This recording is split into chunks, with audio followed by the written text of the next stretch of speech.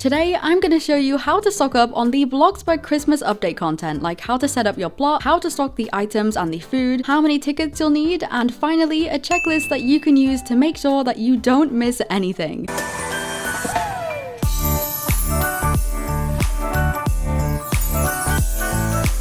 Hey glossettes, welcome back. How are you guys doing today? Tell me down below. As usual, it's day 8 of Glossmas, and in today's video, I'm going to be showing you how to stock up on the Bloxburg Christmas food and items as efficiently as possible, as well as including a checklist on every single item and food that you can use to make sure you don't miss anything. Now, if you don't know what I mean by stocking up, then basically every single time we have a seasonal update like the Christmas update, we get seasonal items added to the game that will only be in game for the duration of that update. However, if you stock up on these items, also known as placing them down on your plot, you can actually keep them to use all year round, because once the update is removed from the game, they will stay on your plot, and instead of being sold when you delete them, they just now get placed into your inventory instead. So this is also super useful, as it means you can use these items on any plot throughout the year too. But before we begin, of course, we need to see who is behind door number 8 on the Glossmas advent calendar. As usual, there's a timestamp on screen now if you want to skip to where the video actually begins, but let's zoom in here and see who's behind door number 8.